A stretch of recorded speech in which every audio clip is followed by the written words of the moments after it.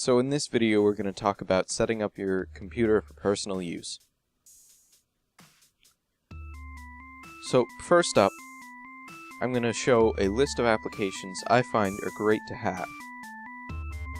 So the first one I really like to use is Chromium, which I installed in a previous video. This isn't the only choice for web browser, however it is my favorite and I find it one of the better ones. So the next thing I like to use is VLC Media Player. So I'm going to search for that. VLC.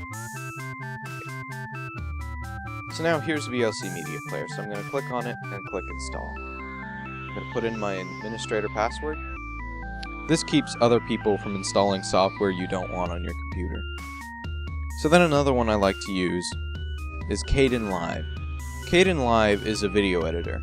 It's one of my favorites to use, so I'm going to install that as well.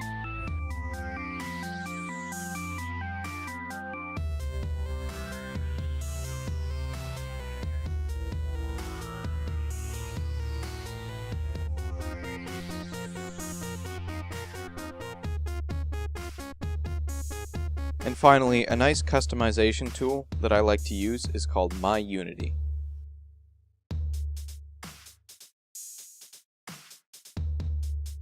MyUnity is one word. So here it is. So I'm going to install that as well. Now you can see if I go to the progress, you'll see that I have multiple applications waiting to be installed. Why it says searching here is because Kdenlive requires other programs to run, so it went and automatically found those. This is called automatic dependency resolution. So an explanation as to what's happening here. The way Linux works is you have multiple servers that have software on these servers. So when you need a piece of software, you hit those servers, which are called repositories, and you pull the software down from there, and then your computer installs all the packages that that server had. This is a great way to distribute software, as well as this keeps you up to date because every so often your computer will hit these repositories again and make sure all the software, not just your operating system, is up to date.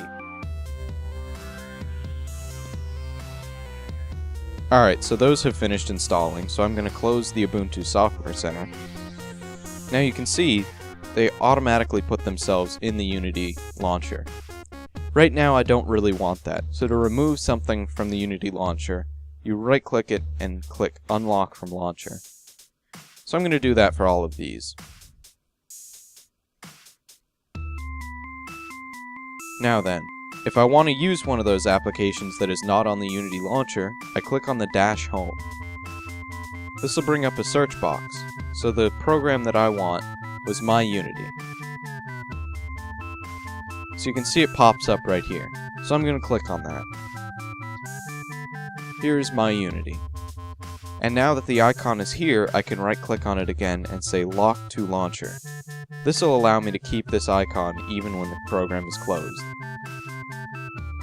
So now I'm going to launch MyUnity.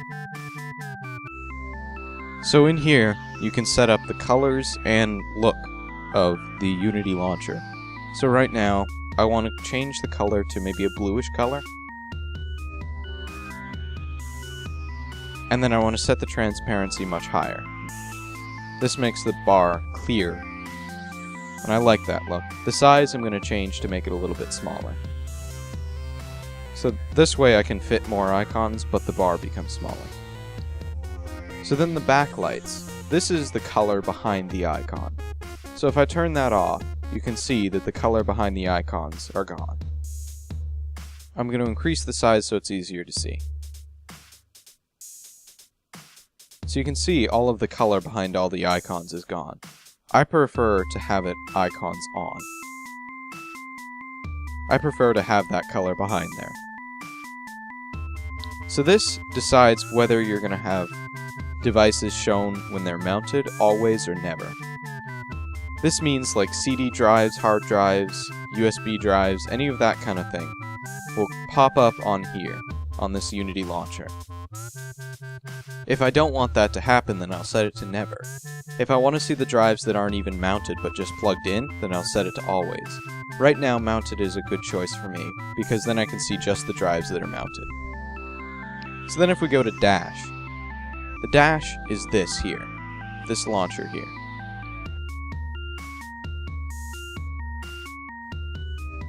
So I don't like that it shows the recent apps, and I'd rather it just show the available, so I'm going to check this off. So then dash size.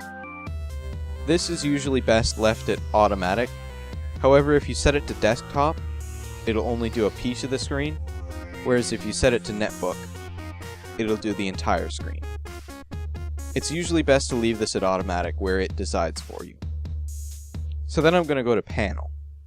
Now panel is this bar up here. So I prefer to have the transparency of the panel up higher. I like the transparency at this setting, so I'm going to leave it where it is. So then if we go to desktop, this is what will be shown on your desktop. So if I click this, now I have the home folder on my desktop. If I click this, now I have the network servers on my desktop. Right now I like to keep my desktop clean with nothing on it. However, if you want something like the trash or your home folder on the desktop, this is a great way to do it. So now you can set up a show desktop icon.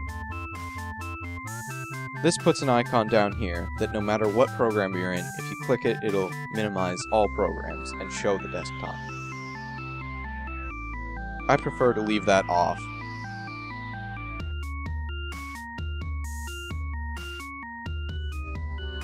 You see the horizontal desktops and the vertical desktops. I prefer to keep the vertical desktops down to 1 and set the horizontal desktops, set the horizontal desktops to 4. So what these horizontal and vertical desktops are is virtual desktops. These allow you to have multiple windows open on each desktop. So for instance, with the window switcher, you can see these desktops. So if you click the window switcher, you can see I have now 4 desktops. Whereas if I set the vertical desktops to, let's say, 4, now I have 4 desktops times 4 desktops. This is generally overwhelming, so I like to set this back down to 1. So what this enables me to do is have windows open on this, and then I click the workspace switcher, and I double click on another desktop. Now I have a completely free desktop, and I can open another application such as Chrome. And then I can use the workspace switcher again to go to the different desktops. This is just an easy way to manage all of your applications.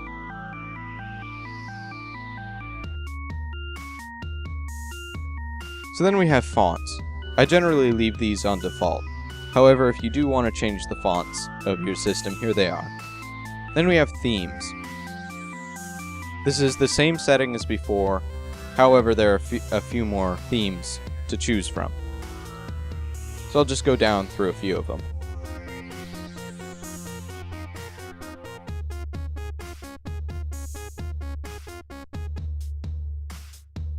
So after looking at those themes, I've chosen this one.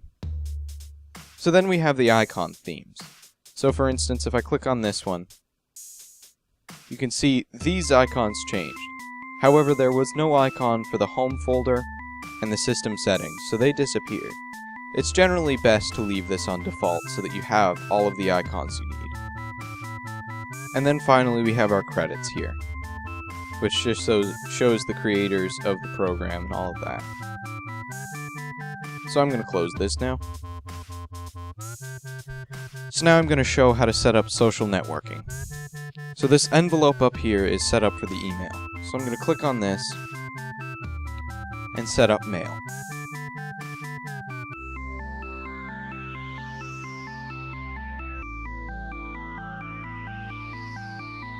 So in most cases you're going to want to click skip this and use existing email account. So I'm going to click that. So then I'm going to put in my name. And then my email address.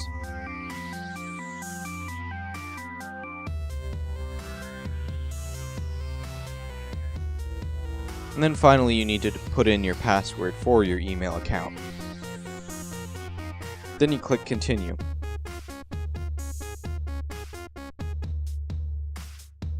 Generally, it's safe to leave these on the default settings of IMAP, so I'm going to leave that the way it is, and hit Done.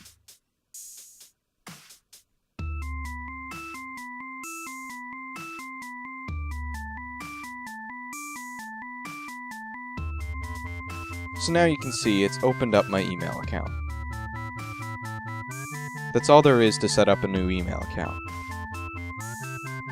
With this, now you will get notifications through Ubuntu that show you when you get an email.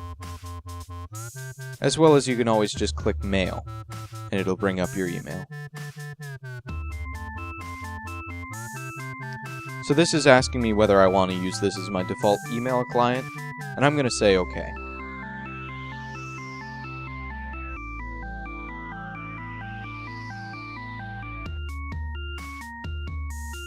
So then, we have the chat here. So I'm going to click on chat. So it asks me for a empathy account. So what I'm going to do is click skip.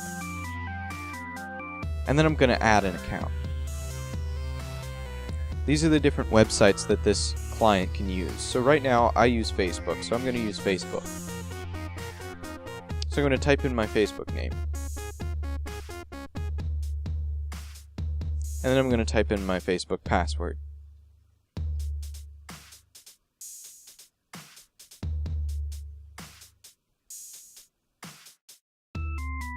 So then I'm going to click Apply.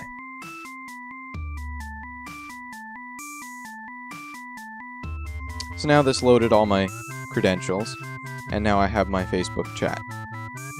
So I'm going to click Close to that, and then close my contact list.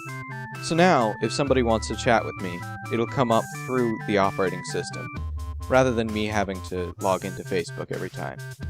As well as now my email account will do the same thing, where it'll notify me through the operating system. So I'm going to click on Set Up Broadcast Account. This will allow me to set up my Facebook account. So I'm going to click Facebook, and then I'm going to click Add. So then I click Authorize. And now this brings me to Facebook's page to type in my Facebook account information.